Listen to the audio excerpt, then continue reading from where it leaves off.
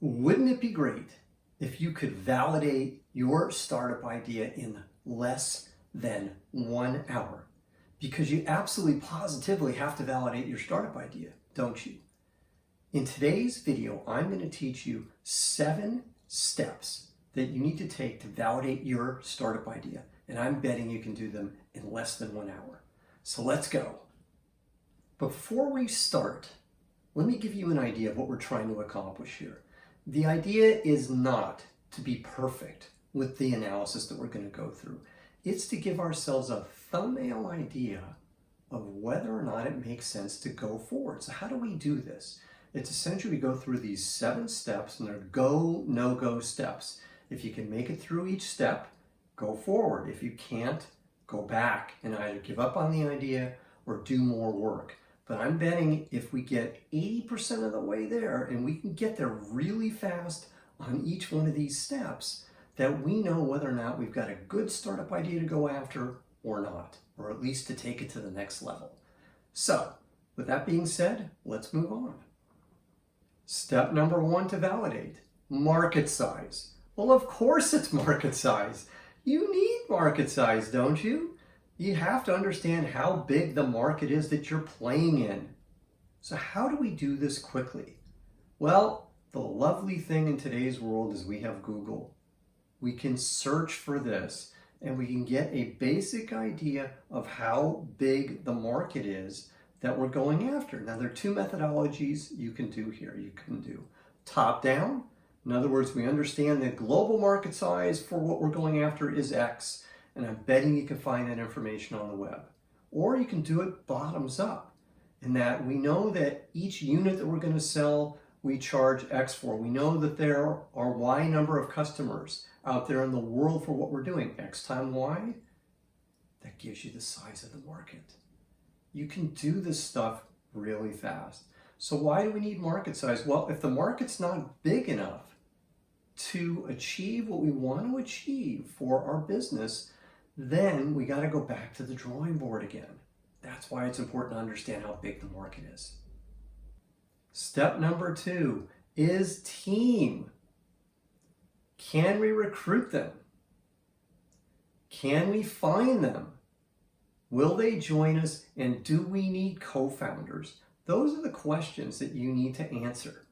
Let's say that you are an engineer and you've got a great idea for a product. You've gone through step 1, you validated the market, and now you're thinking to myself, well, what do I need in co-founders? Maybe it's other engineers, maybe it's a marketing person or a business person to augment your engineering skill. Can I find these people? What other team members am I going to need in my first year to 2 years of operations? Can I recruit these people? Where are they located? That's step number 2 in the process. Okay. You can do this. It's not hard. You've got LinkedIn. My God, this is easy to do. You can figure it out. Plus, you've got your network. So between these 2, you should be able to know, can I recruit that core team of people in the first year to 2 years of operation of life of the company to get my business off the ground? That's step 2.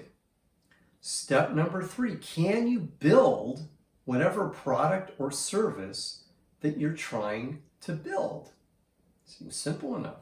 Are there special technologies you need access to? Are there special processes you need access to? Are there facilities you need access to? What are the special things you need? Maybe there's nothing. Maybe it's just, you just need to code and you code away, and as long as you got access to a computer, you're good. Whatever it is, make sure that there's nothing that's going to knock you down here. If you're building a hardware device, what do you need to do this? What facilities do you need? Do you have access to this? How much is it going to cost? All these things are part of step number 3. You can do a thumbnail sketch of what's required pretty quick, and you'll get reasonably close to the answer. And that gives you enough fuel now, if you've gotten the first 3 right, to go to step number 4 on our list. Step number 4 is competition. Every company on earth has a competitor. There's always the old way of doing things. Even for a new business, there's always the old way of doing things. So what was there before you? What would people do if your product or service, the one that you're envisioning right now, didn't exist? What would they do? That's your competition. Who are they? How big are they? What are their strengths? What are their weaknesses? And how can you beat them? You can build a quick thumbnail sketch of who you're competing with, and then here's the question you need to answer. Are we significantly better where we've made the decision a no-brainer for our potential customers to buy from us? And if the answer is yes, after you look at the competition, you can do this quickly, you go to step number 5 on the list, because now you've gotten the first 4 right. So let's go to step number 5.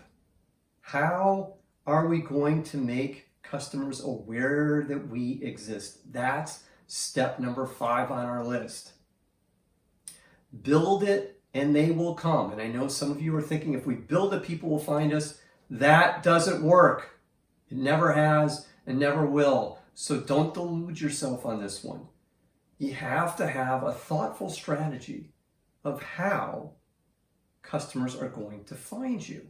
So think about this, and I'll bet you if you spend 5 or 10 minutes brainstorming, you can come up with a reasonable strategy of how people are going to find you.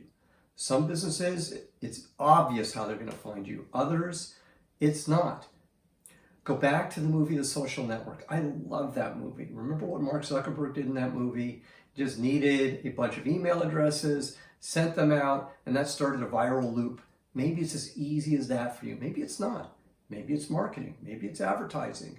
Maybe it's SEO. I don't know what it's going to be in your particular case, but you have to think about how are customers going to find you? How much is it going to cost? Do you have the budget for this? These are all critical things. Maybe it's word of mouth. Maybe it's your personal network to get to your customers. Ideally, it's something that costs very little at the beginning, but maybe you've got money. Maybe you can afford it. Whatever it is, think it through, come up with the answer, and make sure that's a reasonable answer. Make sure it's something you can execute on. For more on this subject, read Gabriel Weinberg's great book, Traction. It will really help you think through a logical thought process to get through this. But again, you can do this in 10 or 15 minutes, I'll bet. Number 6, how are we going to get customers to buy from us? What is your business model? That's what we're talking about here. Every company has to make money at some point, unless you're Uber, but that's another story for another video. But you got to make money. So how are you going to make money? How are you going to turn a profit? What's your business model? That's what this step is all about. And what's the price we're going to sell at? And how are we going to entice our customers to buy from us? That's what this is all about. Now, early on, what are we after? Frictionless sales. In other words, making it a no-brainer for our customers to buy from us. That's what we want. So think about, what's the no-brainer going to be for you and the business you're planning on starting? That's step 6 in our process. You can do this in 5 minutes, I'll bet. Maybe 10. But you can get done really fast. Number 7 on our list, the final one on our list, money. How much money is it going to take to build this company that we're talking about? It's always good to figure out how much it's going to take and how much it's going to cost, because if you leap in and you don't know how much it's going to cost, well, if you think it's going to cost you $100,000 and it's really going to cost you $1 million, and you only have $100,000 and access to $100,000, what are you going to do about the other $900,000? Kind of important. You can figure this out. How much are your salaries going to be? How much you're going to have to spend on tools and equipment, rent if there's any rent involved, marketing costs, sales costs, etc. You can build a thumbnail sketch for the first year to 2 years of your business to figure this out really fast, and then figure out, okay, it's going to cost me this. Here's how much money I think I'm going to make. Well, that's going to tell you how much money you need, and then probably double that, because you're likely to be off. Everybody's off. So if you do that, you probably have a reasonable idea of how much money you're going to spend. So now you've gone through all 7 steps to go figure out in less than 1 hour whether your business idea for your potential startup makes sense or not. You can do this in an hour. I'll bet you can. I'm Brett at BrettJFox.com. Have a great, great day.